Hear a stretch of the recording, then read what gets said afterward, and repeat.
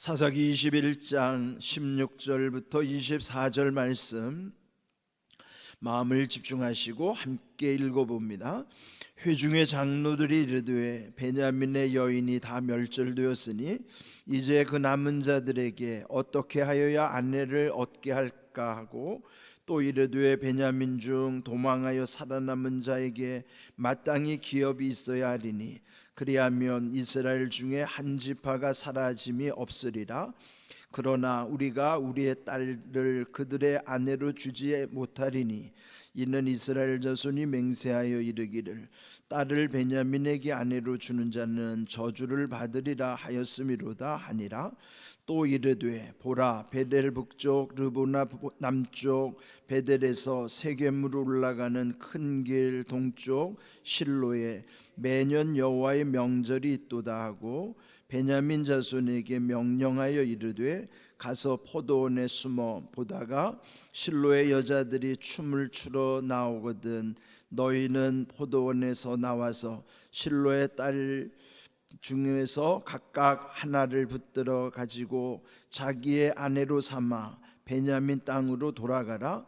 만일 그의 아버지나 형제가 와서 우리에게 시비하면 우리가 그에게 말하기를 청하건대 너희는 우리에게 은혜를 베풀어 그들을 우리에게 줄지니라. 이는 우리가 전쟁할 때 각 사람을 위하여 그의 아내를 얻어주지 못하였고 너희가 자의로 그들에게 준 것이 아니니 너희에게 죄가 없을 것임이니라 하겠노라 하매, 베냐민 자손이 그같이 행하여 춤추는 여자들 중에서 자기들의 숫자대로 붙들어 아내로 삼아 자기 기업에 돌아가서 성읍을 건축하고 거기에 거주하였더라. 그때에 이스라엘 자손이 그곳에서 각기 자기 지파 자기의 가족대로 돌아갔으니 곧 각기 그곳에서 나와서 자기의 기업으로 돌아갔더라. 아멘. 사사시대에 일컬어서 영적 암흑기라고 하죠. 그러니까 영적으로 어두웠고 무지한 시대이기 때문에 그 까닭은 하나님으로부터 멀어지기 시작하면서 어느 순간부터는 하나님과 끊어지는 거예요. 우리도 이따금 이제 통화를 하다 보면 이제 너무 멀으면 이게 잘 안 들리는 경우도 있지만은 또 어느 통화 한계선을 넘었으면은 통화가 아예 안 되고 단절되는 것이 끊어지는 현상이 있지 않습니까? 영적으로도 마찬가지예요. 우리가 늘 주님과 함께 해야 한다는 것은 주님과 늘 함께 하지 않으면은 어느 순간부터는 점점 멀어지기 시작해요. 그러다가 그 멀어지는 것이 어느 선을 넘어가면은 끊어지기 시작하는 거예요. 그러면은 이제 더 이상 주님과의 관계가 이제 끊어진다 그러면은 우리의 삶이 그만큼 비참해지는 것이죠. 네, 그런 영적 암흑기가 그 사사 시대뿐만 아니라 우리의 역사에도 보면은 중세기를 일컬어서도 영적 암흑기라고 그러죠. 또 오늘날도 보면은 오늘날은 아주 양극화 현상이 아주 분명해요.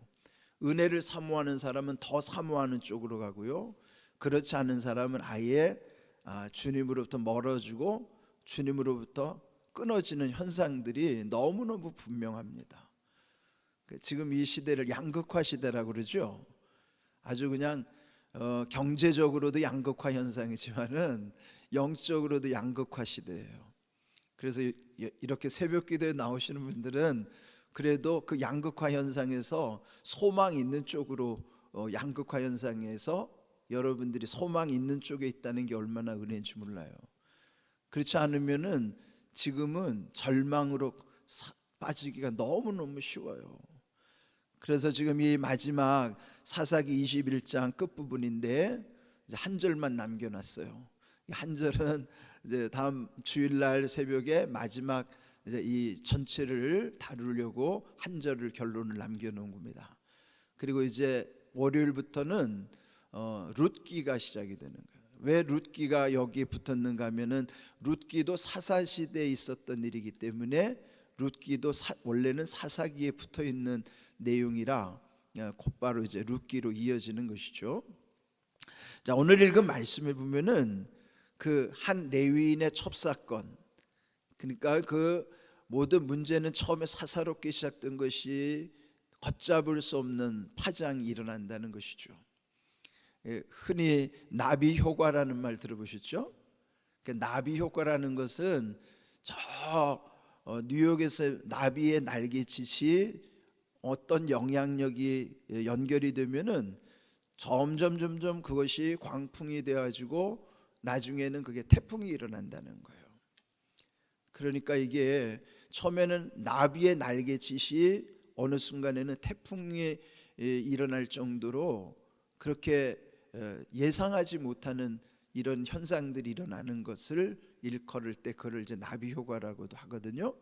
근데 여기도 보면은 지금 이 한 레위인의 사소한 일인데 그 일로 인해서 그 레위인의 첩이 도륙당하는 사건. 그래서 결국은 그 시체를 12도막 내서 또 12지파에게 보내고, 그것이 또 그 한 베냐민 지파와 11지파가 전쟁을 벌이는 또 계기가 됐던 것이죠. 그래서 그 결과로 인해서 베냐민 지파는 완전히 멸망이 된 거죠. 그 남자만 600명 남았으니, 그러니까 그 남자 600명과 혼인을 시켜줄 여자도 없는 거예요. 다 죽여버려가지고. 그래서 결국은 이들이 후회하는 것이죠. 결국 그 12지파 중에서 한 지파가 이게 망하면은 그는 정말 큰일이 진 것이죠. 하나님이 원래 12지파를 세워주셨는데 자기들의 뜻대로 하느라고. 그래서 결국은 한 지파가 완전히 망하게 생긴 것이죠. 그걸 후회하다가 결국은 그 600명 장정에게, 남자들에게 아내를 만들어줘야 되는데, 그래야 이제 거기서 가정을 이루고 또 자손이 번성할 것인데, 이제 그거를 할 때 자기들은 결코 자기들 딸을 안 주겠다고 맹세를 한 거예요.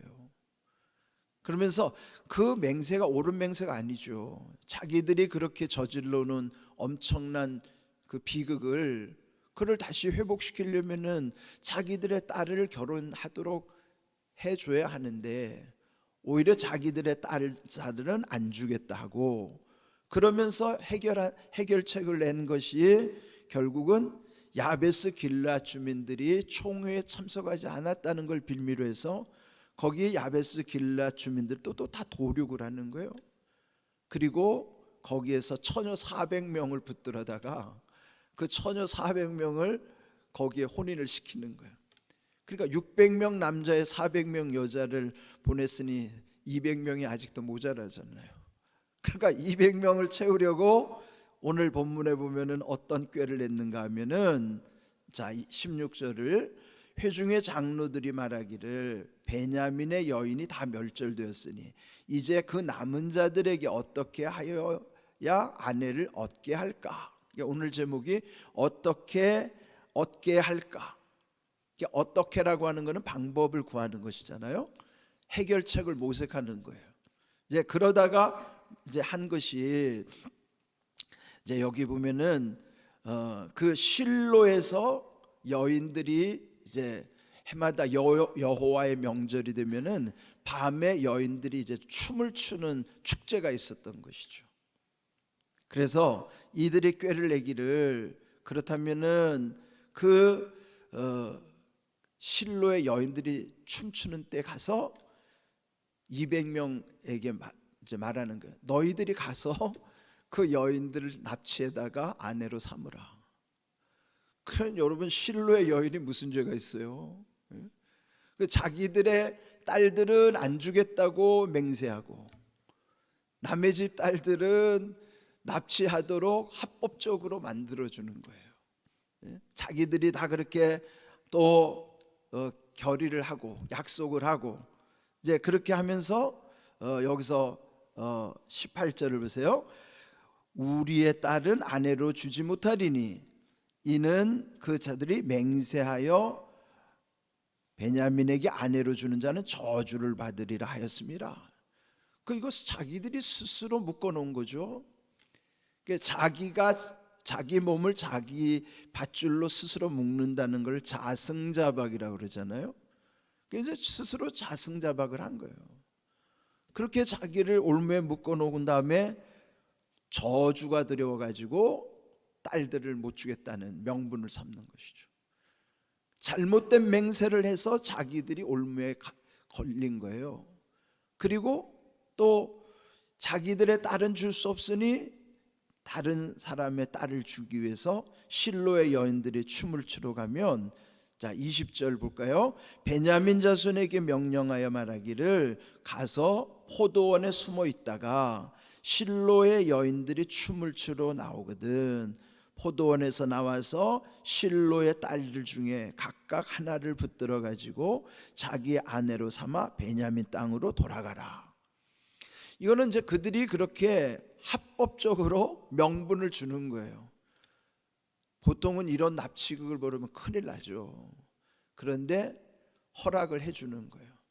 지금 비상사태니까 당신들이 이렇게 가서 납치를 해서 아내로 삼아라.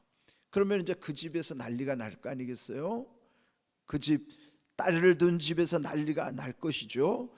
22절, 만일 그 딸들의 아버지나 형제가 와서 우리에게 시비하면, 당연히 시비하겠죠. 예?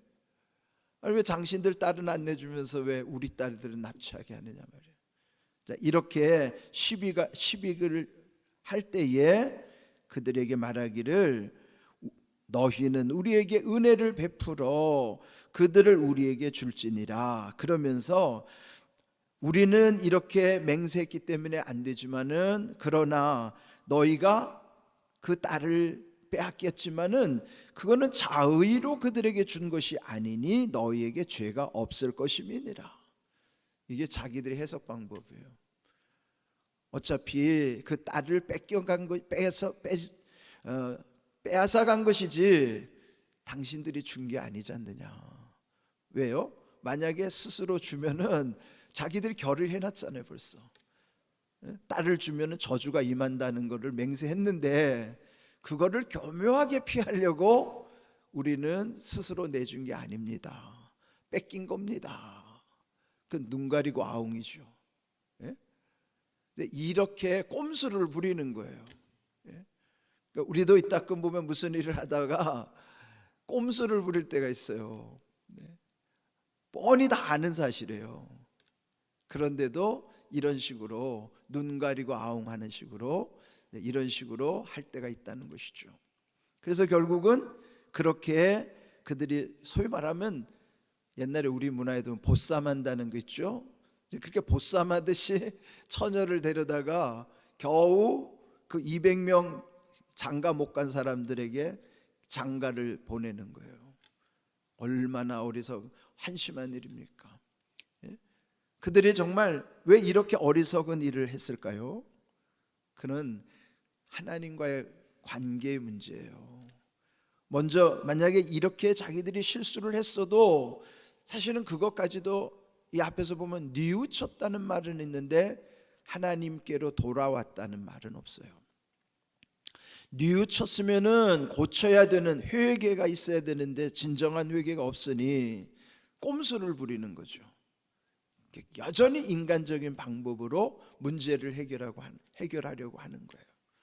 그러니까 이러한 것이 오늘 우리에게도 하나님과의 관계가 분명하지 않으면은 처음 말씀드린 것처럼 하나님과 멀어지면서부터 어느 순간에 하나님과 끊어지는 순간에는 사람은 어리석은 일을 자행할 수밖에 없어요.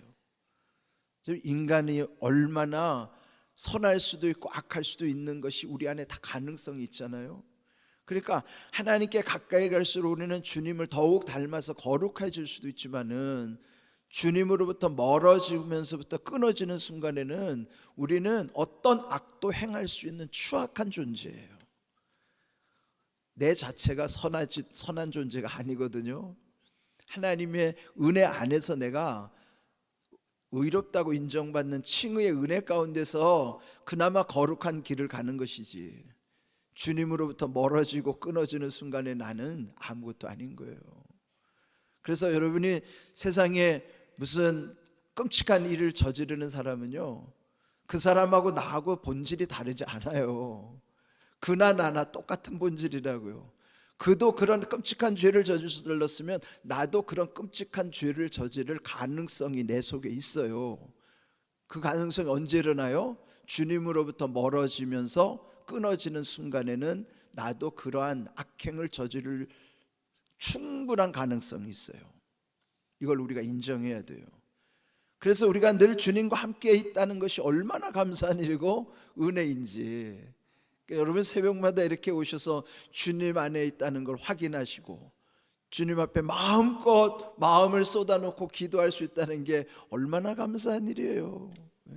그래서 저는 새벽에 오신 여러분들 보면 참 존경스럽고 정말 하나님 앞에 귀한 분들이라는 걸 늘 기억합니다. 또 이렇게 이제 날씨가 추워지면은 더 이렇게 또 꾀가 나지만은 그런 걸 다 이기고 이렇게 새벽에 올 수 있다는 것. 또 우리 사실 이철희 권사님 참 제가 또 다른 면을 봤어요. 이철희 권사님이 전에 새벽기도 안 오셨었는데 어느 순간 딱 결심한 날부터는요, 진짜 한결같이 새벽기도를 지금 계속 오시는 거예요. 그런 모습이 하나님 보실 때 얼마나 귀한지 몰라요. 예? 여기 새벽에 오시는 분들은 다 그런 하나님의 은혜가 있기 때문에 오는 것이지, 우리가 편하고자 하면은 한없이 편하고 싶은 것이 우리의 그 꾀가 있는 거란 말이에요.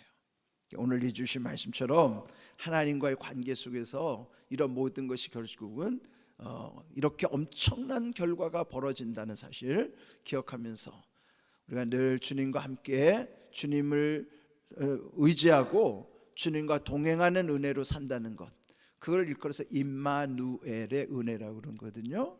우리 날마다 임마누엘의 은혜를 누리고 임마누엘의 은총 가운데서 모든 일을 감당할 수 있기를 주님의 이름으로 축복합니다. 아멘.